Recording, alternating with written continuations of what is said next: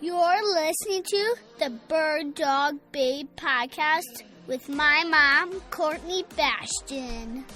This episode is presented to you by Purina Pro Plan and Boss Shotshells. She took us on our first canoe trip. She's taken us in caves. We've gone hiking, horseback riding, and all of that. And so I knew I wanted that available for women too, because there is a lot of groups out there that do focus on a lot of hunting and fishing.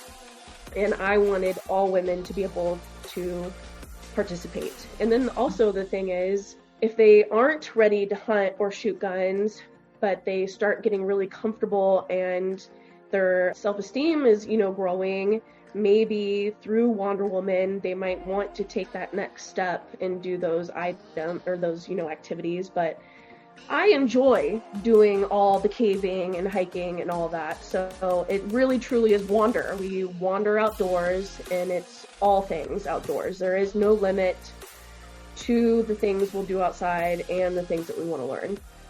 In case you guys missed it, the Westminster Kennel Club Dog Show was a few days ago. Over 2,600 dogs traveled to New York to compete for number one. The winners of all 7 groups, which include the hound, toy, non-sporting, herding, sporting, working, and terrier, and the eventual best in show dog, all had one thing in common.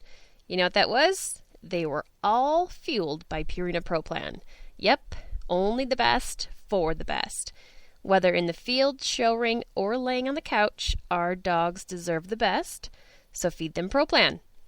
If you're going to the Ducks Unlimited Expo in Fort Worth next weekend, June 25th to the 27th, be sure to come visit me at the Purina booth, and we'll chat about which formula would be best for your dog. And if you guys haven't purchased your Boss Shotshells for this coming season yet, get some. We're using Boss here at home year-round now, training dogs, and we don't have to worry about our pigeons and chickens picking up spent lead. And at NAVDA training days and test days, our chapter only uses non-lead out of the respect for the landowners that allow us to train on their properties. So pattern your shotgun, take ethical shots, and remove lead from the uplands. Listen up. And thanks to our friends at Dakota 283, I am giving away a medium G3 kennel and a Dine and Dash, both with the new added Dakota Guard option. The Dakota Guard provides up to 98% microbial protection. Just another reason I love Dakota 283 products. They are committed to keeping our pets safe with a mission of unparalleled protection. Patreon patrons, this one's for you guys. If you're not a patron yet, go to patreon.com/thebirddogbabe to get signed up.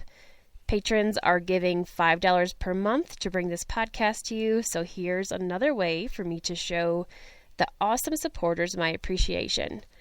One patron will receive the kennel, which is a $420 value, and one will receive the Dine and Dash, which is a $100 value. And patrons, be sure you have submitted a review on Apple, Spotify, or whichever platform you listen. The drawing will be September 1st. Siren Shotguns. I sent my 20-gauge Siren Tempio Light back to the headquarters for a pit stop, and I just got it back. I think they were a bit surprised to see how much wear it actually put on her last season. But they were able to buff out the scratches, so she's looking like new, and I am ready to get her out slaying clays next week. A lot of you messaged me with questions about Siren women's shotguns, and my best recommendation is to go to sirenusa.com to locate their demo centers. Many of us that shoot them can tell you all day long how awesome they are, but the magic happens when you can actually go and shoot them.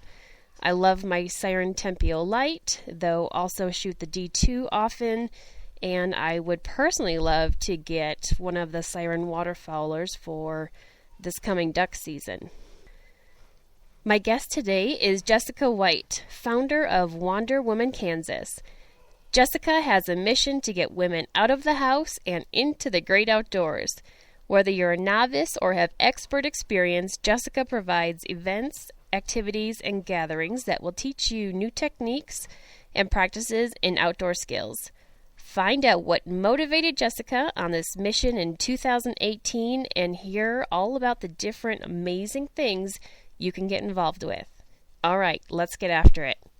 Hey, Jessica, welcome to the podcast. Hi there. Thank you for having me. Yes, thanks for coming on.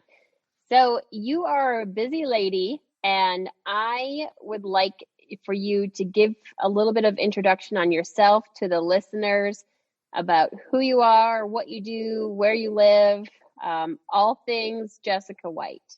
Sure. Well, like you said, my name is Jessica White. I just turned 35. I live in Shawnee, Kansas, which is about 20 minutes from Kansas City. I have two pets. I got two cats. Oh, I have three pets. I got two cats and one dog, and those are my children.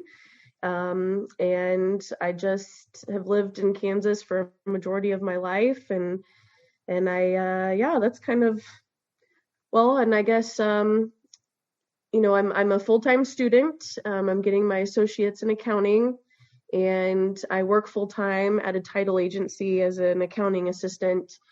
And and I'm also thinking about getting another degree in horticulture. So if I wasn't piling on enough information and tasks and hobbies, I'm thinking about doing more. So Cool. you weren't wrong with your busy, because that's definitely my life. Yeah, so tell me about that. That's two different spectrums there, accounting and horticulture.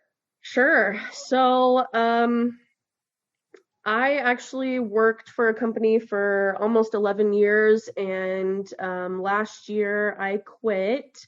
And, I started getting into an associate's degree in accounting because I knew that I kind of was starting this before I got into the Wonder Woman and the outdoor aspect of life. And so I'm so close to finishing. I mean, I just feel like if the outdoor industry doesn't pan out, I, still need that big girl job. And so accounting is something that I've gotten into, but with the success of Wonder Woman and the more passion I have for the outdoors, I wanted another option, maybe sitting in an office from 9 to 5 won't be for me. So our community college here provides a horticulture, and it talked about like being a manager at an arboretum or, helping with things like that. And in the last couple of years, I've kind of gotten really into foraging, and I really enjoy learning about plants. And so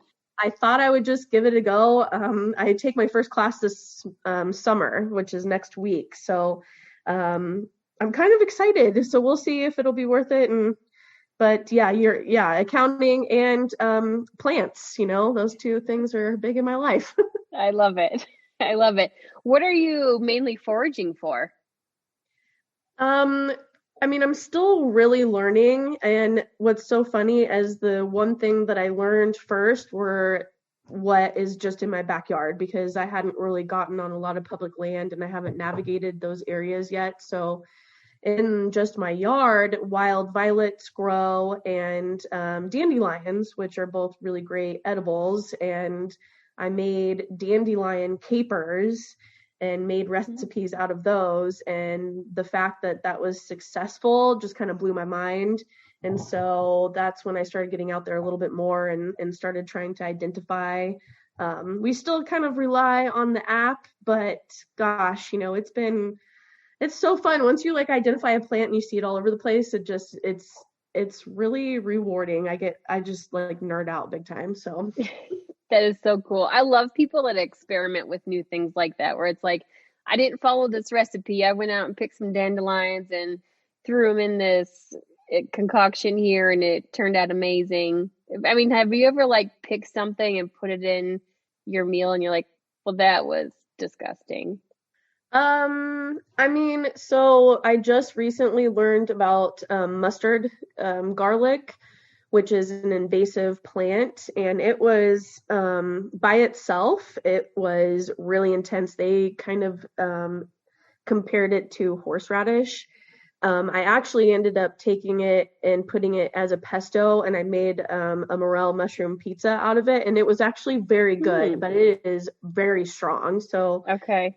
I mean, that's a little, and then the dandelion capers are awesome because it's like a surprise that pickling them tastes very good, but it still kind of tastes like you're eating a green plant. So, I mean, you have to just keep an open mind and. Yeah, that wouldn't work for me. I just don't eat green plants, so there's that. But cool, kudos to you. Add a little garlic to it, and it'll be fine. Or like butter and bacon would be the way I'd try to dress sure. it up. Yeah, I mean that too. I love the things that you do. Like when you're putting a little Instagram reel together of your dinner. That is so cool. I'm kind of terrible at it, but it's been so much fun. I mean, I look at everyone else's reels and it's so professional and bright, and I'm just like, I'm actually cooking dinner right now and I'm just going to throw this together. But they've been pretty popular and I've really enjoyed it because I love cooking with wild game, and the reels kind of provide that fun twist to be able to kind of share those things that I love to cook with people. And it's just something different that I can add to Wonder Woman, and I enjoy it. So yeah. And you're using Instapot? What else do you use? Oh gosh, I mean, yeah, I'm slow cooker. I do instant pots. I love to do my venison French dips in the instant pot. Obviously, you can do that in a slow cooker, but I've always done it that way, and so it's just that one thing. So, oh my gosh, I grill, I bake, slow cooker meals. I feel like there's such amazing cooks out there, especially on Instagram, but I think what kind of sets me apart is that I'm very home cook, I don't want 20 ingredients and I'm not going to make it that super fancy. Like we're at home, I'm cooking for real. I don't want to spend the 2 hours in the kitchen. And so I like to keep it really simple and things for anybody to throw together. The quicker and easier it is right up my alley. So yeah. For sure. And have you tried any sous vide yet? No. Yeah, that's that fancy stuff that I was talking about. I wouldn't mind, but I don't actually know the first thing about it. So yeah, I hear really good things though. But yeah, we're still cast iron and slow cooker over here. So right. I haven't tried it either, but I've been hearing people talking about it with wild game recipes, and so I'm super intrigued, and I'd like to always try to feed off of what people are doing to make that cool, because I don't understand it yet. Exactly. That's kind of where I am. I need to research it because if I need like a special pot for it, then I don't have that yet. But if I can do it at home easily, but see, that's just me. I just don't know much, except that it makes it really tender is what I understand. Yes. All right. So tell us about Wonder Woman. What is it, and how did that come to be? How did you come up with that? So it's kind of a funny story, I guess. I like in my bio and everything, it's just I hit this maturity level where I was wanting something different in my life. I was in a turkey blind with my father, and I was single at the time, and at that time I was still kind of hanging out with my friends, and it was like, we kind of went to the bars and we just like hung out and like watched football games, and as much as I loved the outdoors, I was really trying to look for something more. And when we were in the turkey blind, I was like, Dad, I got on Google and I was Googling outdoor clubs to join. And at the time I couldn't find anything. And it was frustrating because I just wanted a club, just something where I could start learning how to do more outdoor stuff outside of what my mom and my dad did with us as a family. And he recommended the National Wild Turkey Federation, and at that point I had no idea that any of those things had existed. And I immediately contacted their chapter and started getting involved. So long story short, when I was involved with these chapters and getting to know the groups, there were no women, and there wasn't anything really that I could tell for women in the area. And I was like, why am I the only female consistent person volunteering with all these guys and these groups? And it's so much fun. And maybe other women were like me, where they got on Google, they were looking for something, had no idea these groups existed, had no idea where to start. don't have family members or spouses or friends that like to hike or hunt or whatever, but they wanted to try it. And that's just kind of where it started. And so those guys were starting to encourage me to start some groups. I'm almost like embarrassed to say, but a guy actually came up with the name Wonder Woman. We were at Orvis, which is here in Leawood, Kansas, for like a meet and greet. And again, it was like 90 to 20 men to women ratio. And I was standing amongst a group of guys, and we were they knew that I wanted to do something like this. And they were encouraging me to start my own group. And the guy was like, yeah, you should do it. And you should just name it Wonder Woman. And I was like, ooh, that's kind of clever. And I think the very next day I had a logo, I had a Facebook, I was starting a website, and I just went for it. So I never said that I was the idea girl, but I sure made it happen once I heard it. So that's awesome. So there's a Wonder Woman that kind of categorizes all the different types of things that you do. And so, I mean, could you say it is like the outdoors woman? How would you summarize all the events that you do? Well, so, I mean, the biggest thing for Wonder Woman is I wanted it to be accessible for all women that wanted to spend time outdoors. I have a lot of people in my life that are really important to me that do not hunt. They don't really shoot guns. They're, and I grew up on both sides of that, where my dad was the hunter and fisher and took my sister and I out to do that my whole life. But then on the other side, there was my mom, and she was very involved with our Girl Scouts. She took us on our first canoe trips. She's taken us in caves. We've gone hiking, horseback riding, and all of that. And so I knew I wanted that available for women too, because there is a lot of groups out there that do focus on a lot of hunting and fishing. And I wanted all women to be able to participate. And then also the thing is, if they aren't ready to hunt or shoot guns, but they start getting really comfortable and their self-esteem is, growing, maybe through Wonder Woman, they might want to take that next step and do those activities. But I enjoy doing all the caving and hiking and all that. So it really truly is wander. We wander outdoors, and it's all things outdoors. There is no limit to the things we'll do outside and the things that we want to learn. Okay. So go through some of the events that you hold. Oh boy. So, I mean, oh gosh, I mean, the fact that it is broad has made it very busy. So, yeah. I mean, obviously during a hunting season of, probably around this area and maybe other states, we're very busy with the hunting time. But then like times like right now where there isn't hunting going on, like I just announced today that we're going to do a camp cooking event. I know plenty of girls that are going on kayaking trips or long canoe trips where they're having to pack in and then pack out. So we want women to be successful when it comes to the food when you're backpacking. We just had a very successful cave trip where there was 10 of us that went and explored a cave, and we went camping.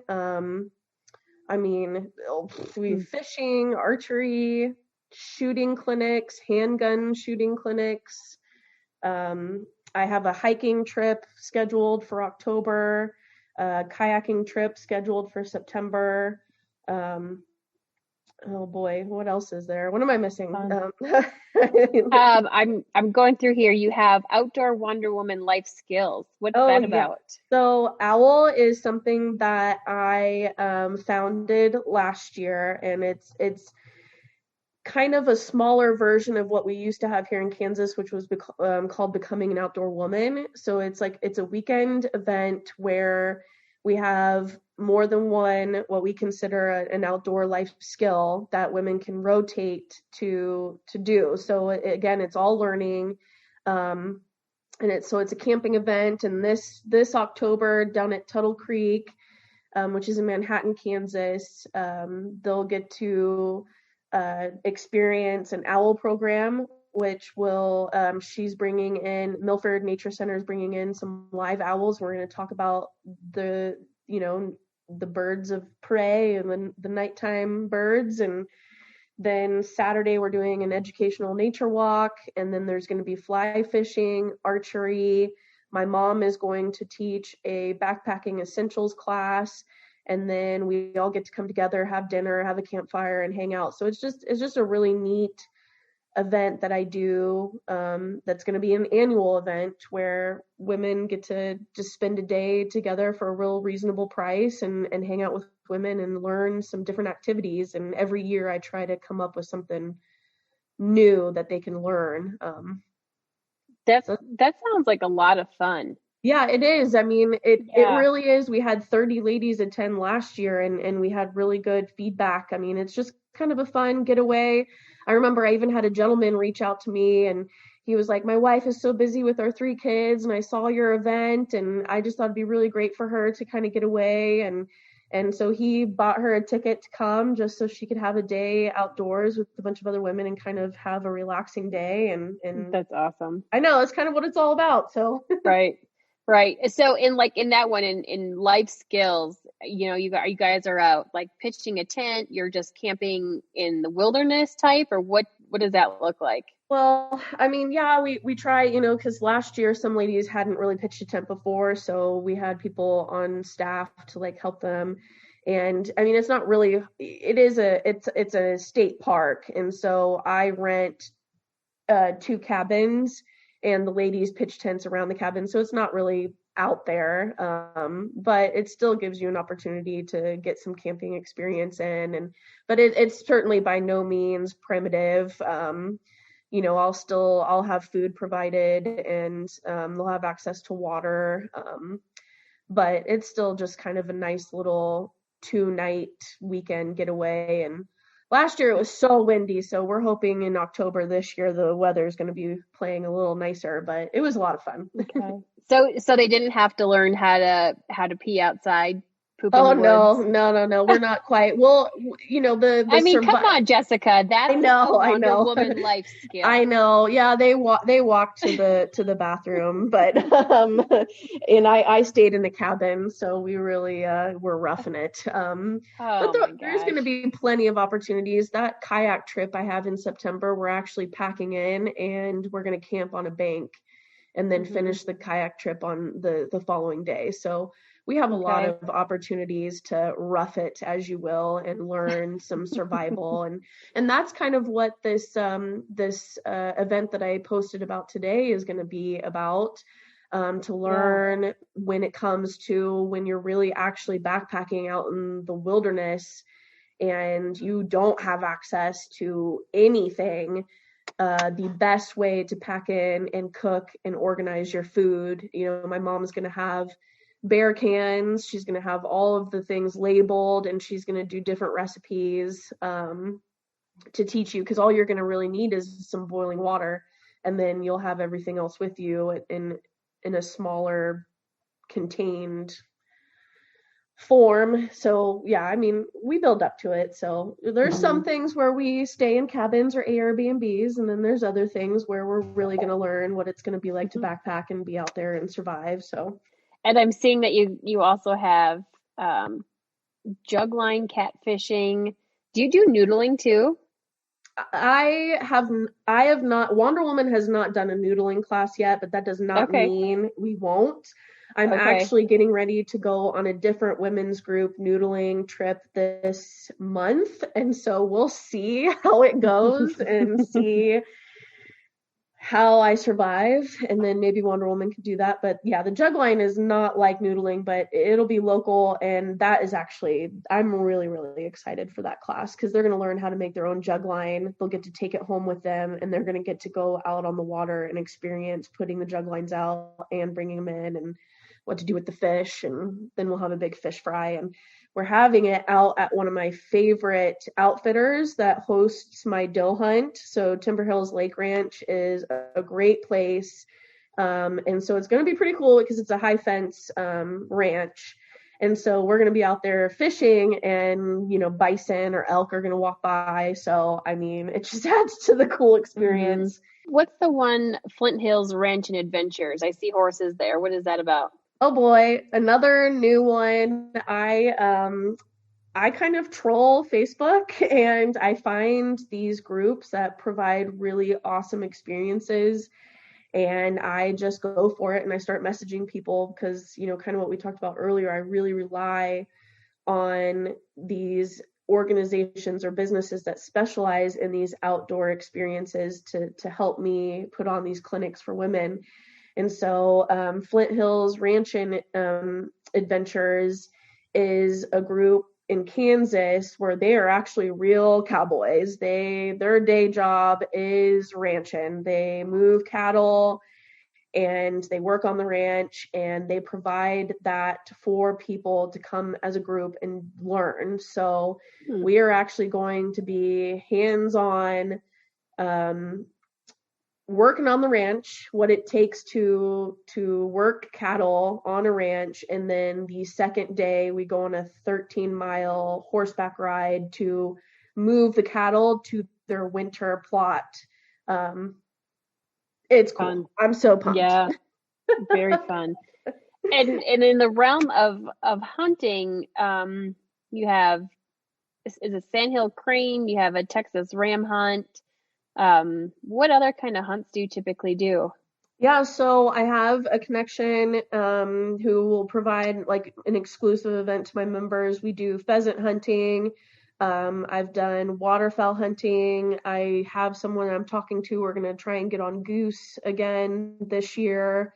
So really there is no limit to what, as long as I can find the people that can host us, or help out, or I can figure out a way to organize it, we will certainly upland, waterfowl. There's a sandhill, and we do a yearly doe hunt for women. Very cool. So what is like the average size of these events? Do you cut off at a certain number? Yeah, absolutely. I try to kind of keep it smaller. I find that the smaller groups, it's easier to be hands-on, and it just provides a more one-on-one just experience. That way everyone gets an opportunity to really be hands-on and learn and have that really, I guess, intimate experience with, whoever's teaching us. So I average, like our bow fishing clinic that we're getting ready to have, we'll limit to 6. Owl is probably the largest one that I do, which is 30 women, but I try to keep it around 10 to 15. I find that is the most successful. That way women just get a better experience if it's not too crowded.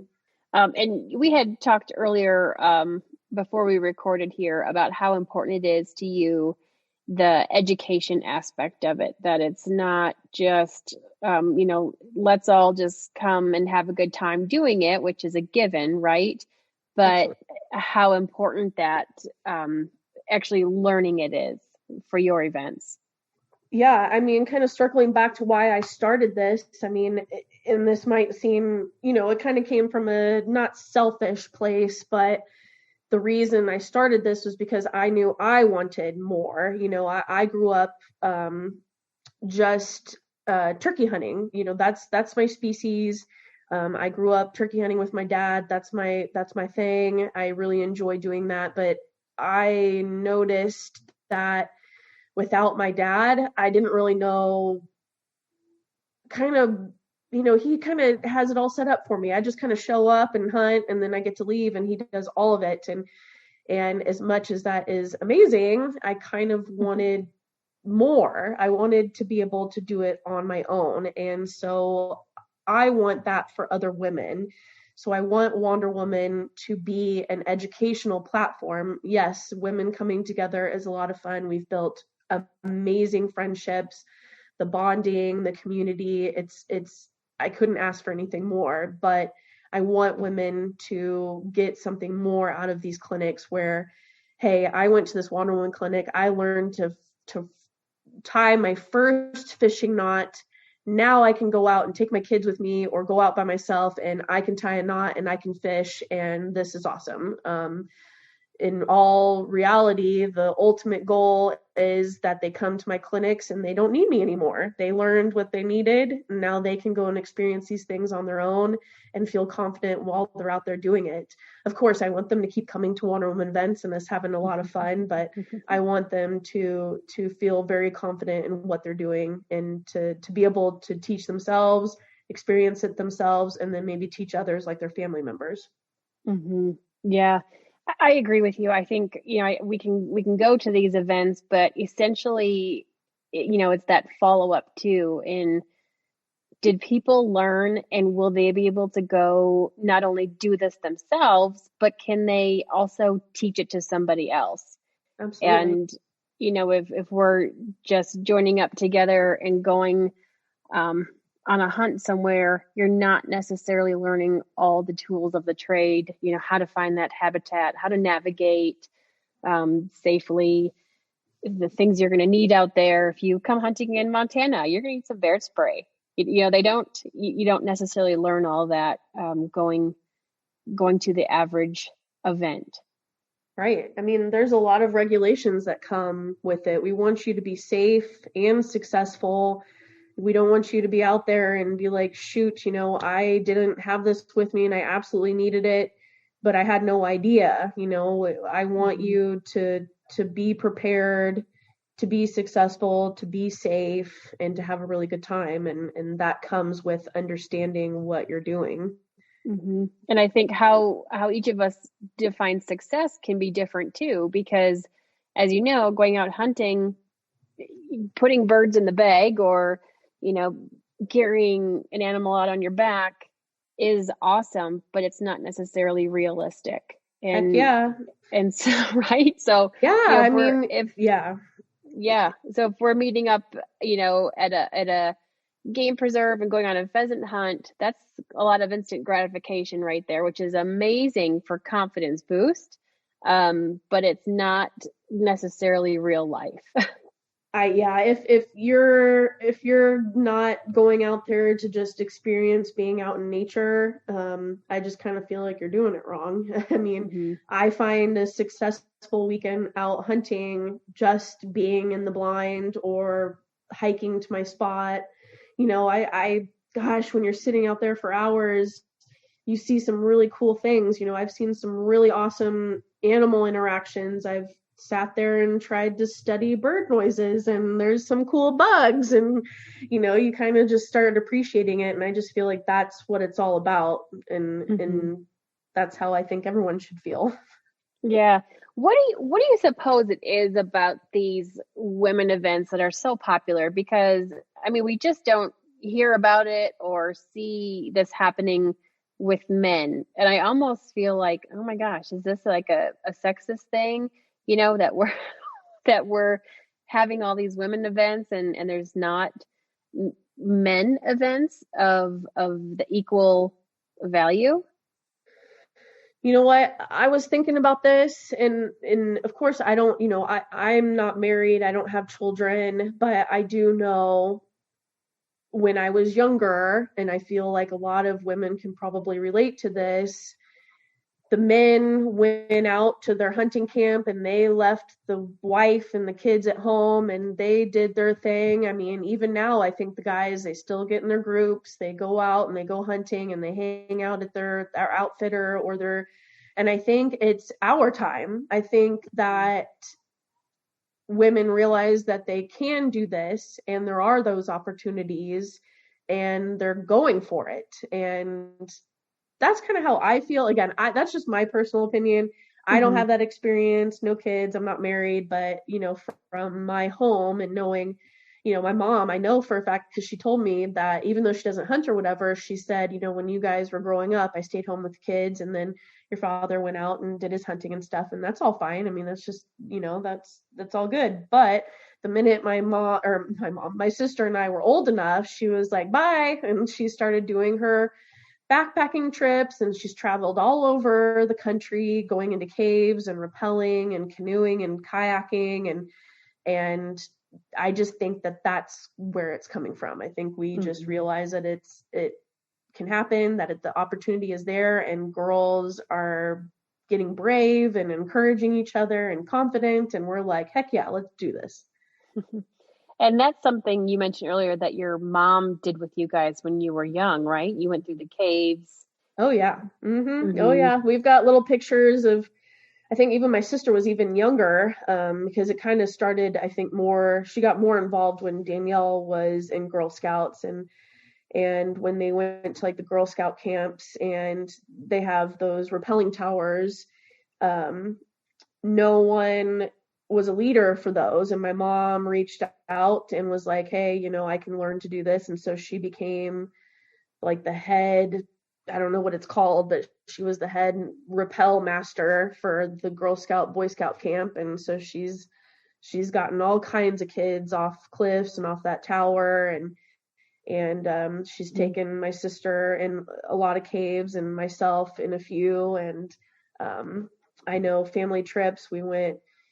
Yeah, I mean, when you think of family trips, it was always camping. It was always horseback riding in the mountains. We've done whitewater rafting. I mean, yeah, that was the lifestyle for us growing up. What a fantastic upbringing. Absolutely. Yeah. And it sounds, you know, even now your mom is helping with your events. And gosh, couldn't do without her. Right. So she's obviously keen on that education portion as well, and getting more women involved. Oh gosh, yeah, and she has such a strong experience with everything that she's done, whether it was for my sister and I growing up, or the things that she's done now, where, like I told you, she's a trip leader for a really big national organization, and she's got a lot of friends where they do a lot of these trips, and she's done surveys in caves, and she did surveys of frogs, and she's a part of a lot of groups, you know, saving bats, and so, I mean, gosh, you know, I just think it's cool because I have a family organization where my whole family is involved. They teach a lot of the classes or help me set up or get the gear or this and that, and I think that's kind of what's unique too about what we do, because it's definitely just a little family group, and we just have fun getting outdoors and want to bring people with us. I love it, and I'm sure even with the attendees, they feel that kind of family aspect of it as well. I hope so. I hope they think of us as kind of just fun, down to earth, you know. I don't do this for anything more than I just enjoy it, and it's been really rewarding and such a blessing to have the women come and hang out with me. I mean, because that's really, it's like I want to go play, and I think it's fun that the girls want to come with me. Right. Do you find that a lot of the women that will sign up for their first event come back and do another one? Yep, absolutely. Yeah. I've made some really good friends because they keep coming to my events. And now it's just, we're all just friends, and we are going to go do this stuff together because it's fun. So I have a lot of new ladies that sign up regularly, and I'm always meeting new people, but we just instantly all become friends. I mean, there's something about when you're doing something hard outdoors where it brings people together in a whole other way. I mean, gosh, you know, you could be nervous when you first see each other and you don't really know everybody, but the minute like you go into the cave or we do something like that together, we come out like best buds. You know, we have stories, experiences that we can all relate to now, and it just really brings people together in a whole different way. What is like your most popular event that you hold? What closes up really quick? What's funny is it's mostly hunting. I think the Okay. hunting or my shooting, like the shotgun clinics, I think are the most popular because women, especially the shotgun clinic, women that are newer to shotguns are very nervous to do that with their spouses or with men. And so the minute that you bring a beginner class out for women only, they sign up very quickly. Yeah, that's really interesting. I know it because when I first started, I felt like I had more people say that they weren't ready for shooting and hunting, and that's why I wanted to make sure that there was these other opportunities. But those are the ones that tend to fill up the quickest. What has been your personal favorite event? Oh boy.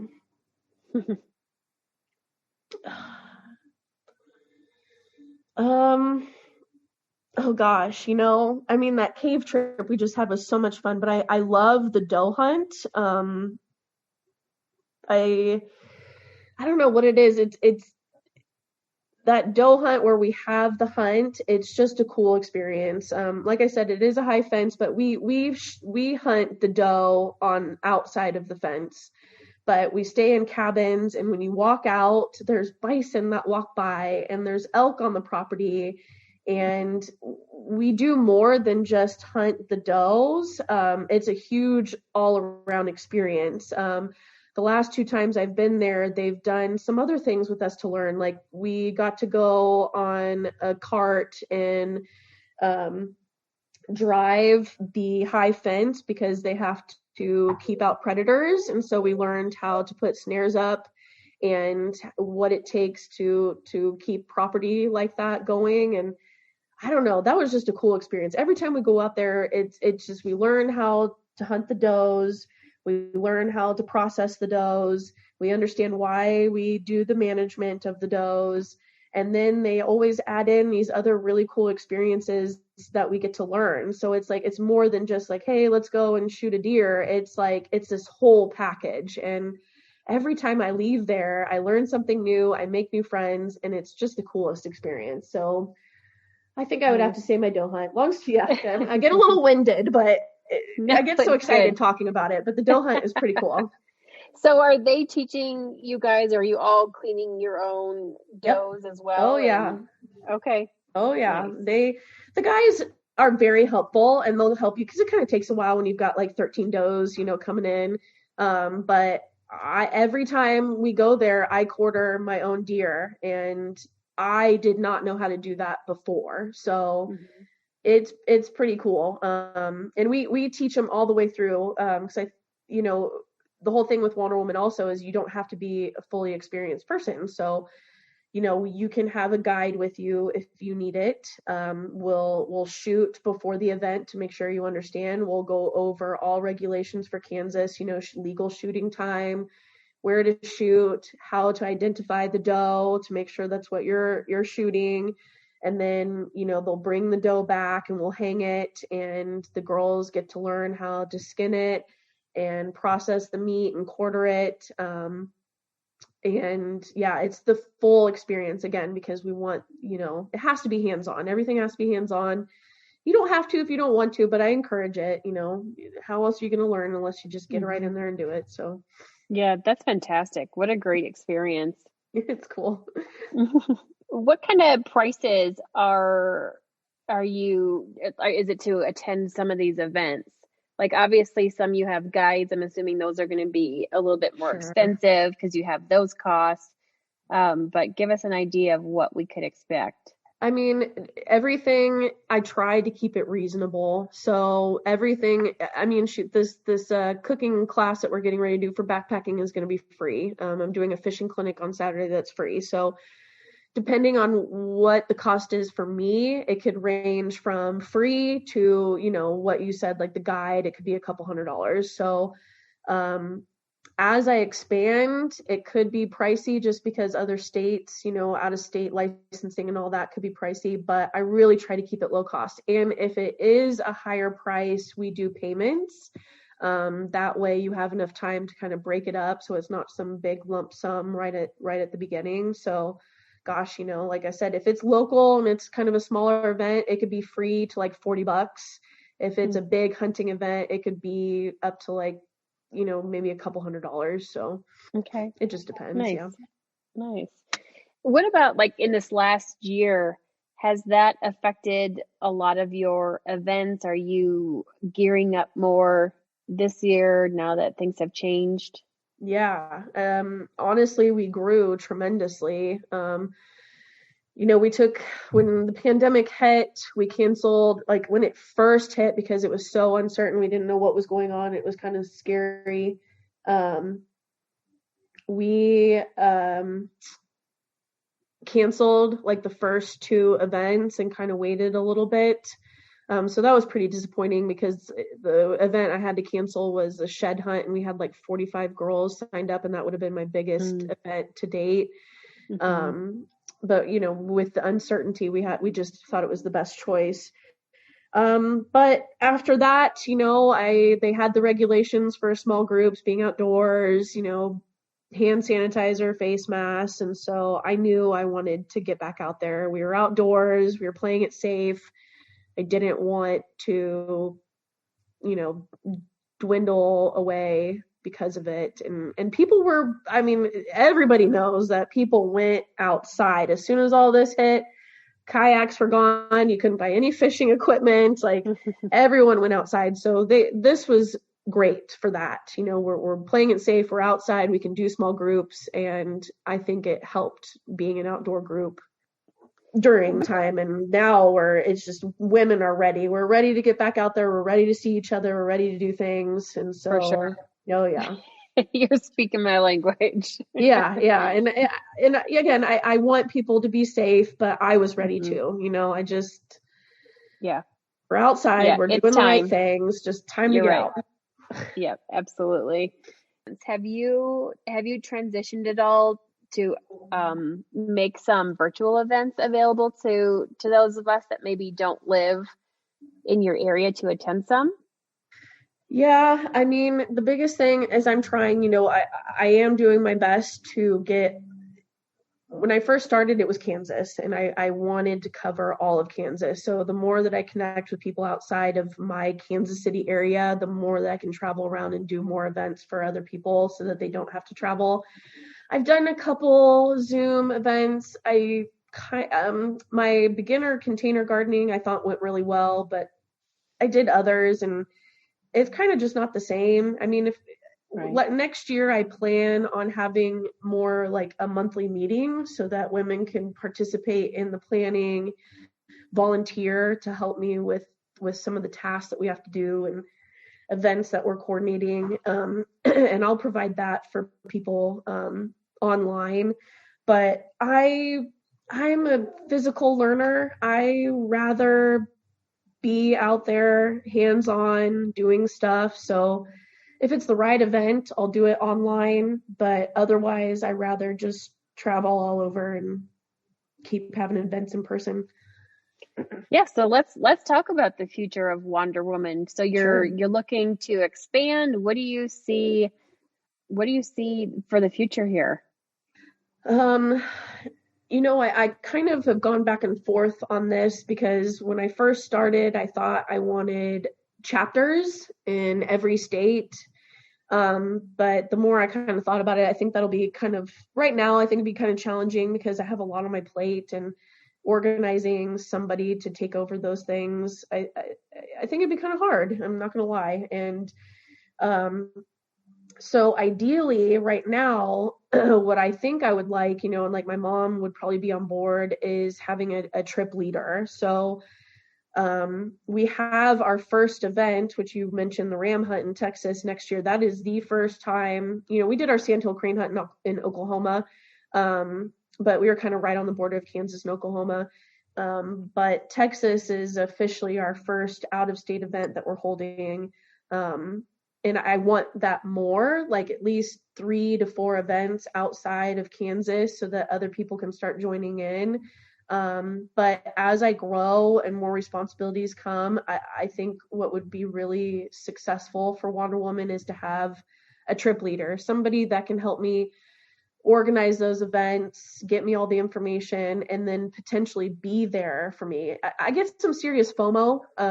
I don't want to not be at an event, but as we continue to grow, it might not be realistic for me to be at every single thing that we do. And it would be really nice to have some ladies to step in for me to lead those trips when I can't be there. And that would allow for us to do more and have more outside of the state of Kansas. Well, there we go to some of our listeners that might be interested in your application. Yeah. in jumping in there. Right. Perfect. Yes. Well, it sounds like there's a lot of exciting stuff. And I just think with the route that you're going with these events, where it's outdoors, it's not just hunting, it's, not just fishing, you're looking into all the little things. And I love the camp cooking. I wish I could join you virtually for that. I mean, because I could sure use some tips.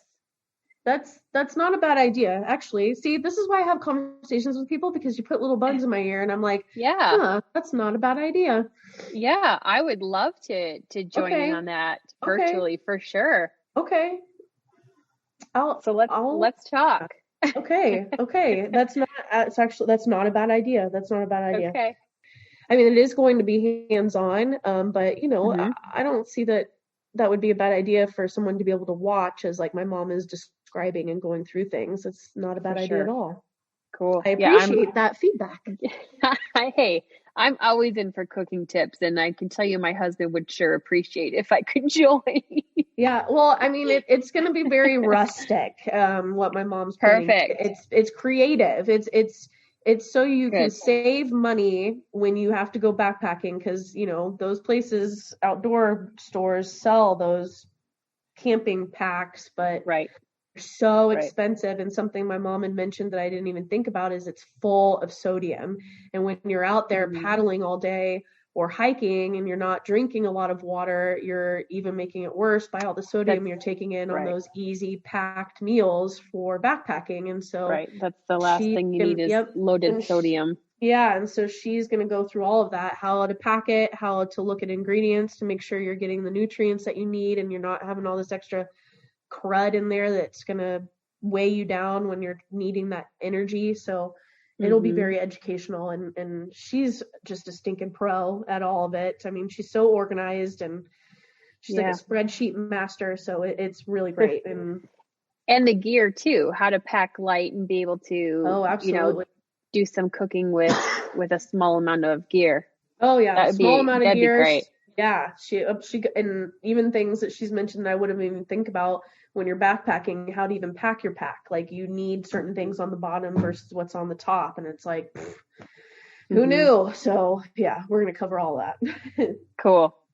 In the hunting stuff, let's talk a little bit about bird dogs. Because you have hunted with bird dogs before. I have.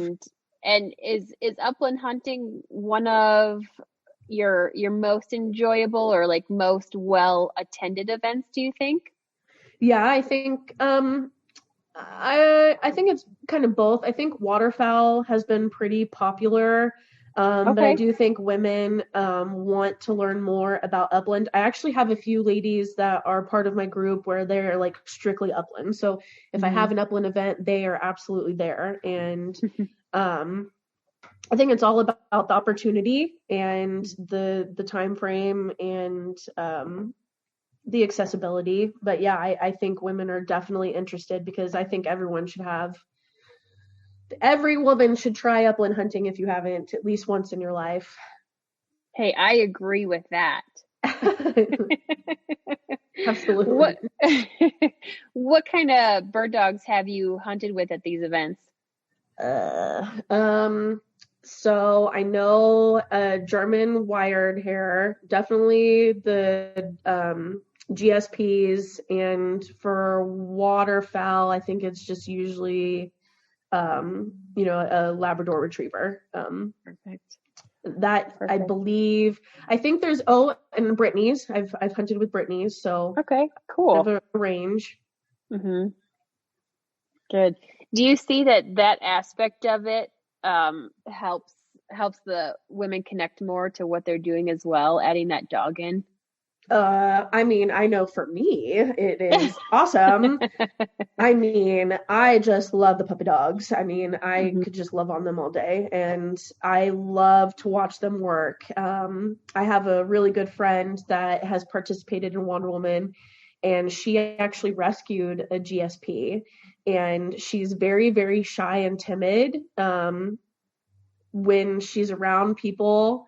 But then you get her out in a field and she just is a different dog. And it's so fantastic. Cool. I mean, she's got this huge smile on her face and she's just running and she gets along with everyone out in the field and she works really, really well with all the other dogs. And it's just, because you mostly hear of people spending kind of a pretty penny on dogs, getting that pure bred and to get him trained and all that. And the fact that she rescued a dog already like in a year old, and she's doing so well and comes out of her shell when she hunts. It's just amazing. And for me, that's just an added bonus when you get to waterfowl or upland hunt. You can walk through fields all day and that's so fun, but when you get a dog with you and you get to watch them work and shoot, they cover so much more ground for you than, it helps. It helps tremendously. So I absolutely think it's a bonus when puppy dogs are with you. If you were to get a bird dog, what would it be? Have you found yourself considering getting one? Or are you not quite there? I am not there.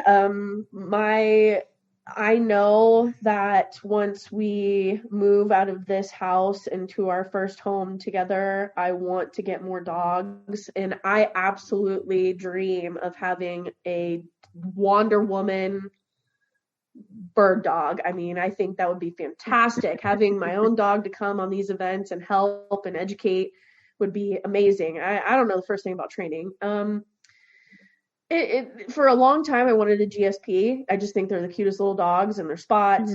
But then we were just at an event and they had a lab at the event. It was just a puppy. And I just was like, oh, stinking, like, dang it. So, yep. I don't know. It's, if you're in with a lab puppy, it's hard. You get suckered in, man. They are pretty freaking adorable. I'm a sucker. And I think it comes with education too, because I only have been around like those few dogs and, like you have a breed of a dog that I hadn't even heard of until you mentioned it. And I'm not familiar with that dog. So, it'll come also with, and I grew up with Gordon Setters, and really, yes. So my uncle bred Gordon Setters when I was young, and that was like way before hunting, and I didn't really know much. But my dad had a Gordon Setter. We got one of the puppies, and she was a great dog, and she was such a sweetheart. So maybe they are cool. They're cool and they're beautiful and they're long curly ears. I mean, who can? Yes. I love a good Gordon Setter. Do you? Yeah. Again, it just, but I haven't hunted with anyone that's had those dogs. So I haven't seen them work. It's very rare. To be honest, I've only seen them in hunt tests. So that surprises me. I mean, I just feel like there's so many breeds out there that are so great, but it just seems to be there's either the GSP or the lab. Like that just seems to be the most common. You're right. And I guess Brittany's too. I've seen a lot of Brittany's. Kansas is like Brittany country. I feel like there's a lot like there's been a lot of Brittany's. Absolutely. Missouri, Kansas. Yeah. Yeah. They're good dogs. Yeah, absolutely. And they're kind of smaller, so it's like they get around real size. Good. Yeah. Sure. And they're little pocket rockets. Yes, there you go. I have an American Staffordshire Terrier, which is a Aw. breed. People consider it a pit bull. So Yeah. I want to rescue more pits, and I've also heard that they can be trained for blood tracking and for shed hunting. I have not done that with Theo, but you know, even though that's not kind of what we're talking about with upland and waterfowl hunting, I'm kind of a sucker, and I want to rescue more. And if I could get one to learn how to shed hunt, I mean, shoot, why not? You totally could. You totally Exactly. could. Yeah. Absolutely. Any breed of dog can learn to shed hunt, and that's a super fun thing to do with them. Exactly. And I do a yearly shed hunt, and so having Nice. you know, if I ever got around to teaching Theo, he's so stubborn, he's such a little turd. But maybe in the future. Yeah, I love that because they get such a bad rap, and they're such a great breed of dog. They just Thank you. bad owners. Yeah. Theo No. Oh no. Yeah. Thank you. Yeah. I've been around a lot of amazing ones. And yeah, they're fantastic. And that would be great. You have your Wonder Woman shed hunting and have your pit bull. What a great spokes dog. Have a job and I mean, and Theo's a sweetheart. I mean, if he could come to every single event I do, I would, because people just love him, and he's so good at saying hi and greeting. I mean, he's the best. So that's so cool. So yeah, I mean, I know my boyfriend, he waterfowls hunts a lot. So if we did get a dog, it would probably be, you know, like, here you go, train it and whatever, get it ready for Wonder Woman. Yes, have it all trained up for me. Yes, thanks. Tell me about your favorite wild game recipe. What is your go-to? Oh gosh, well, my freezer is majority pheasant and venison. Okay. So I almost never buy meat from the grocery store. But I think it was last year. Gosh, when was it? It was either early this year or last year. I won the National Wild Turkey Federation recipe contest for my grilled feta and spinach pheasant burger. And so I'm kind of proud of that recipe. I have not put it on a reel yet. It is coming. It's coming. But I have to kind of give that one props, because I actually won that and won a really awesome package from the National Wild Turkey Federation. So I got to say, pheasant is kind of I love pheasant, but I cook with venison the most, just because beef is so easy to do recipes with, and I substitute all beef with venison. But I think my pheasant feta and spinach burger is kind of up there. Man, that sounds amazing. You're gonna have to share that recipe with us. Yes. I did a blog, so it's definitely there, but I'm definitely send me the link so I can put it in the show notes. Yes. I can certainly send that to you, and I will do a reel. I just haven't done it yet, but it's coming. It's coming. Perfect. Jessica, what advice would you give to someone that has been on the fence about trying one of your events? I kind of think I said it earlier, like, just go for it. I mean, you won't be disappointed. You know, the women that come to the events are so inviting. They're encouraging. They're kind. That's the whole thing. You just never going to know unless you try. You're never going to know if you like something or not unless you try.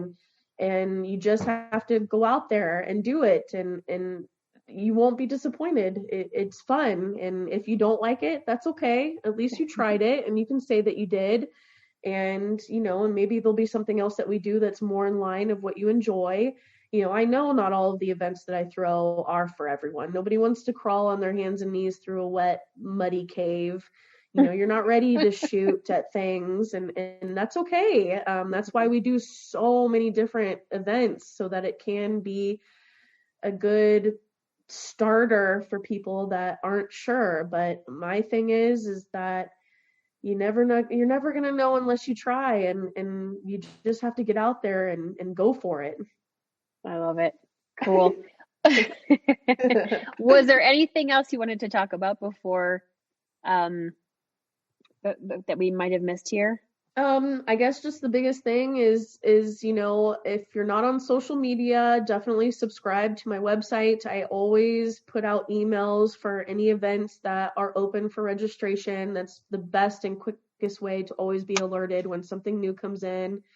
And then I always post on Facebook and Instagram. I'm a little more active on Facebook than I am Instagram as far as posting the events, just because it's an easier platform to do that. But I always try to be very interactive with Instagram too. But the website for sure is the best way to learn about things coming and registration open and all that good stuff. And give us the website. So it's the name, so it's wanderwomanks.com. And so, I always say we're wandering, we're not wandering. So it's wander with an A, and then woman, and then KS for Kansas.com. Perfect. And your handle on Instagram and Facebook? So Facebook is Kansas Wander Woman. You always got to stick that Kansas in there, or else it brings up all kinds of other stuff. And Instagram is wanderwoman.ks. Okay.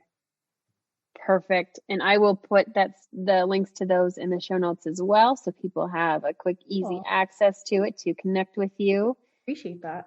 Yeah. Well, thanks, Jessica. I loved hearing more about who you are and what you're doing. I really enjoy following you. And I think your events are super cool and super beneficial too.